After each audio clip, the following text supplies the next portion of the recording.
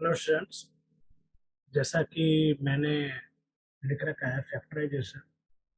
आज मैं फैक्टराइजेशन शुरू करने वाला हूँ और ये फैक्टराइजेशन की क्लास मैं बेसिक से लेकर क्लास 10th तक में जितने भी फैक्टराइजेशन जिस तरीके के भी हैं, ये बिल्कुल एक मैं सीरीज चलाऊंगा एंड उसमें सारे फैक्टराइजेशन के रूल और उसको फैक्टराइज कैसे करते हैं वो सारी चीज़ें मैं बताऊंगा। पहली चीज़ की, मैं जब टीच करता हूँ ना, तो मैं दो चीज़ें फाउंड करता हूँ, खास तौर पे जो सेवेंथ एथ क्लास के जो बच्चे हैं, जो सेवेंथ एथ वाले बच्चे हैं, उनमें मैं ये फाइंड आउट करता हूँ कि उनको फैक्टराइजेशन फैक्टराइजेशन एंड क्या बोलते हैं कि एक्सपेंडेशन, इनमें उनको फर्क ही पता नहीं चलता। एंड क्वेश्चन को पढ़ते हैं और वो चीज़ों को सिंप्लीफाई करना, इसको एक्सपेंडेशन को आप बोल सकते हैं एक तरीके से सिंप्लीफाई करना। तो यहाँ पर हम देखेंगे कि फैक्टराइजेशन का मतलब क्या है। फैक्टराइजेशन का मतलब सिंपल सा है कि आपको जो भी टर्म है उनको प्रोडक्ट के फॉर्म में लिखना है। अगर आपने प्रोडक्ट के फॉर्म में उन टर्म्स को लिख दिया है तो वो फैक्टराइजेशन है। एंड दो टर्म्स के बीच के उसके अंदर में प्लस माइनस हो सकते हैं, जैसे ए प्लस बी इंटू ए माइनस बी, अगर ये किसी ने लिखा है तो ये फैक्टराइजेशन का फॉर्म है, ये फैक्टराइज्ड फॉर्म है ना। बट अगर किसी ने लिखा है 2a प्लस 3b, तो ये आपका सिंप्लीफाइड फॉर्म है। ठीक है। फैक्टराइज फॉर्म में क्या होता है कि टर्म मल्टीप्लाई हो रहे होते हैं। यहाँ पर अगर हम देखें तो ये वाला टर्म, ये वाला पूरा टर्म इसके साथ मल्टीप्लाई कर रहा है, बट इसमें ये वाला टर्म इसके साथ प्लस में जा रहा है। अब आपके मन में आएगा कि सर ए प्लस बी में और ए माइनस बी में भी तो यहाँ पर माइनस प्लस है, तो ये भी क्या सिंप्लीफाइड फॉर्म है? सिंप्लीफाइड, क्या ये भी सिंप्लीफाइड फॉर्म है? तो नहीं, ये सिंप्लीफाइड फॉर्म आपका नहीं है, बिकॉज ऑफ यहाँ पर आपका प्रोडक्ट है, यहाँ पर चीजें मल्टीप्लाई कर रही है। इसके अंदर में चीजें प्लस माइनस हो सकती हैं, बट इसके बाहर में जो मेन चीज है वो हमारा प्रोडक्ट है। तो होप सो कि आपको फैक्टराइजेशन एंड सिंप्लीफिकेशन क्लियर हो चुका होगा। फैक्टराइजेशन में हम प्रोडक्ट को फाइंड आउट करेंगे, सिंप्लीफिकेशन में उसको सिंप्लीफाइड करेंगे एंड उनके बीच का रिलेशन प्लस एंड माइनस के साथ होगा। और इसमें जो रिलेशन होता है वो प्रोडक्ट या बोले तो मल्टीप्लिकेशन के साथ इनका रिलेशन होता है। चलिए, अब मैं फिर से अपने टॉपिक पे आ रहा हूँ एंड यहाँ पर हम देखेंगे कि फैक्टराइजेशन हम कैसे शुरू करें। अगर बिल्कुल जीरो से हमें शुरू करना है तो फैक्टराइजेशन हम कैसे शुरू करें।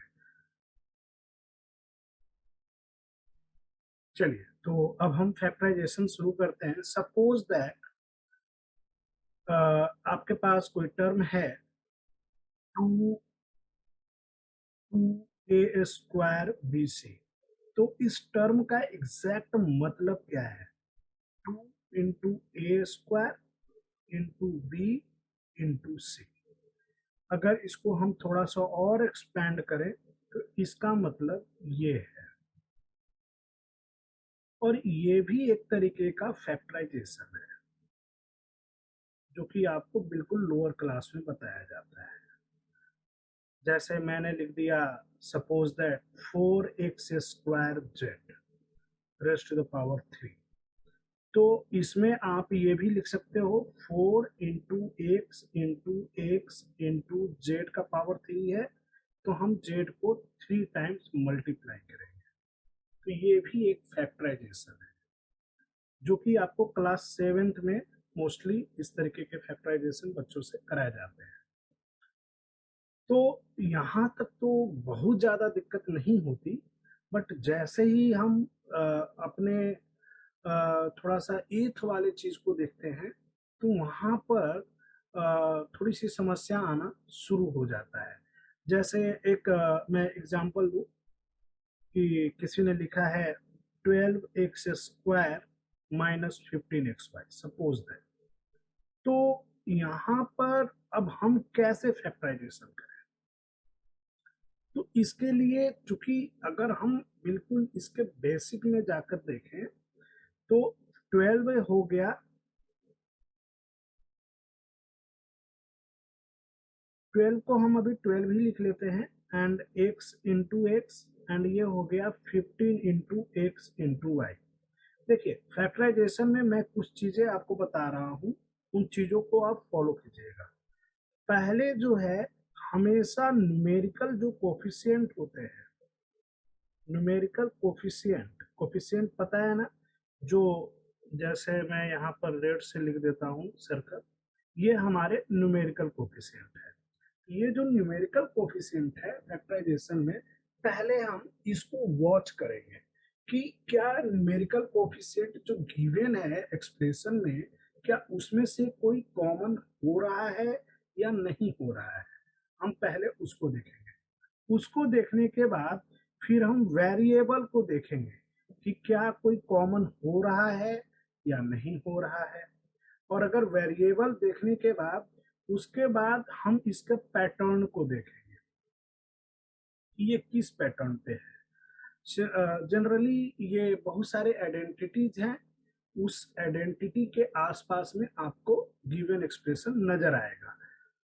एंड उसके बाद हम एक्शन में जाएंगे कि हमारा एक्शन क्या होना चाहिए, उसके अकॉर्डिंग हम इसको फैक्टराइज करेंगे। तो मैं अभी न्यूमेरिकल कोफिशिएंट को देख रहा हूँ, तो 12 एंड 15। अगर किसी को ये समझ में नहीं आता है कि 12 एंड 15 में से क्या कॉमन है, तो आप सिंपली 12 एंड 15 का एचसीएफ निकाल लो। ठीक है, 12 एंड 15 का एचसीएफ हम देख लेते हैं। ये 3 हो गया, ये 12, 4 टाइम्स, तो 3 इज द एचसीएफ। तो हम इसमें से इसको हम इस तरीके से लिख सकते हैं, 3 into 4 into X minus 3 into 5 into X into Y. अब इतना करने के बाद हम 3 को कॉमन ले लेंगे, क्योंकि ये वाली चीज और ये वाली चीज दोनों में है। और हम देख रहे हैं कि बहुत सारी चीजें हैं, जैसे इसमें एक्स है तो इसमें भी एक्स है, तो इसे भी हम कॉमन ले लेंगे। जिसे भी हम टारगेट कर रहे हैं कॉमन के लिए, उसको हम नीचे में सर्कल कर रहे हैं। बाकी सॉरी, लाइन में दे रहा हूँ। तो बाकी हम देख रहे हैं कि बाकी चीजें कॉमन नहीं है। तो यहाँ से हमारा 3x कॉमन हुआ। 3x कॉमन होने के बाद अगर मैं इसको हटा दूं तो क्या बचता है, 4x। तो we will here write 4x। And चूंकि ये वाला साइन आपका माइनस है, तो माइनस लिखेंगे, एंड यहाँ पर बच जाता है 5y, तो हम 5y लिख देंगे। अब फाइनली आपका ये चीज फैक्टराइज कर गया है, एंड आंसर जो है 3x into 4x minus 5y है। अच्छा, इसमें जो भी प्रोसेस हुआ, इसमें प्रोसेस क्या हुआ, इसमें प्रोसेस ये हुआ कि हमने पहले इसके न्यूमेरिकल कोफिशिएंट को देखा, जैसे कि मैंने रूल लिख रखा है। तो जैसे ही हमने न्यूमेरिकल कोफिशिएंट को देखा, हमें पता चला कि यार इसमें तो 3 कॉमन है, तो हमने 3 को निकाल लिया। उसके बाद हमने देखा कि भैया इसमें तो x भी कॉमन है, तो हमने x को निकाल लिया। हमें यहाँ पर पता चला कि x भी कॉमन है, तो हमने x को भी निकाल लिया। फिर हमने और वॉच किया, तो हमें पता चला कि ये 4 और ये x, ये 5 एंड ये y, ये कॉमन नहीं है। तो जो कॉमन नहीं है उनको ब्रैकेट देकर हमने 4x माइनस 5y में लिख दिया। इस तरीके से ये एक सिंपल सा एक्सप्रेशन का हमने फैक्टराइजेशन करना सीख लिया है। अब जैसे मैं दे दूं आपको, suppose that 12x square Z plus 16x Z square plus 8x Z. तो इसमें कैसे फैक्टराइजेशन करेंगे? तो अगेन हम देखेंगे कि न्यूमेरिकल कोफिशिएंट इसमें कौन सा कॉमन है। 12 है, 16 है, 8 है। अगर ये तो मैंने छोटे छोटे नंबर दे रखे हैं, तो शायद आपको पता भी चल जाए, लेकिन अगर बड़े बड़े नंबर हैं और वहां पर आपको समझ में नहीं आ रहा तो चुपचाप उनका HCF देख लीजिए कि HCF क्या है। अगर HCF अदर देन 1 आता है तो वो आपका कॉमन निकल जाएगा। तो हमें इसमें से 4 हमें कॉमन नजर आ रहा है, तो हम 4 इंटू 3 इंटू जेड करेंगे इस वाले टर्म के लिए, एंड फिर 4 इंटू एक्स इंटू जेड करेंगे दूसरे वाले टर्म के लिए, एंड तीसरे वाले टर्म के लिए 4 इंटू एक्स इंटू जेड करेंगे।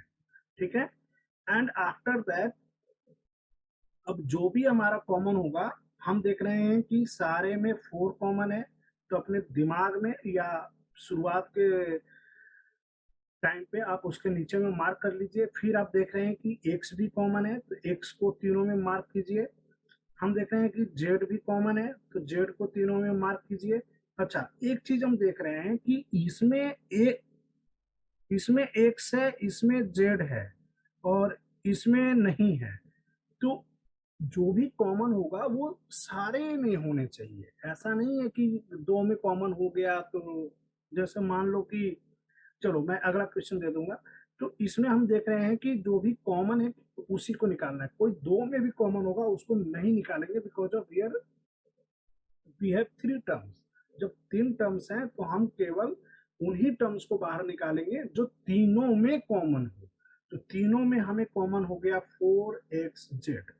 अब ब्रैकेट शुरू करेंगे, जो भी बचा जैसे बचा जिस साइन के साथ बचा हम उनको मेंशन कर देंगे, plus 2z, and this is your factorisation. और यहाँ पर हम आंसर लिख देंगे, इस वाले टर्म का ये हमारा फैक्टराइजेशन है। अब मैं अगले पे जाता हूँ, एंड यहाँ पर हम देखेंगे कि जैसे मैंने दे दिया, suppose that 3xyz plus 6xz plus 9x² इस तरीके से मैंने टर्म दे दिया। अब यहाँ पर हम देखिए कैसे करते हैं, फिर से वही रूल जो मैंने आपको बता रखा है कि पहले हम न्यूमेरिकल कोफिशिएंट को देखेंगे, फिर वेरिएबल को देखेंगे कि हमें कैसे फैक्टराइज करना है।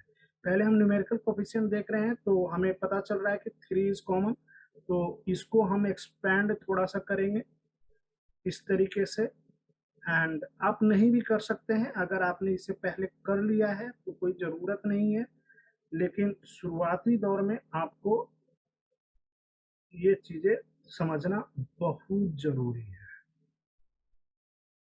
And 3 into 3 into x into y into z, हम इसको इस तरीके से कर लेंगे।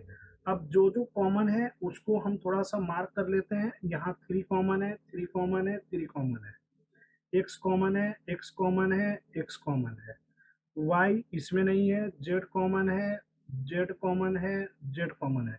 अब हम देख रहे हैं ये वाला y इसमें तो है बट इसमें नहीं है, तो हम y को कॉमन नहीं लेंगे, बिकॉज ऑफ y जो है तीनों में कॉमन नहीं है, इसलिए हम y को कॉमन नहीं लेंगे।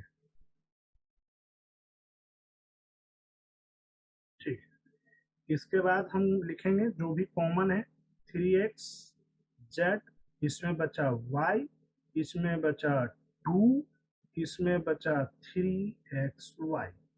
तो ये हमारा फैक्टराइजेशन है और ये आंसर हो गया।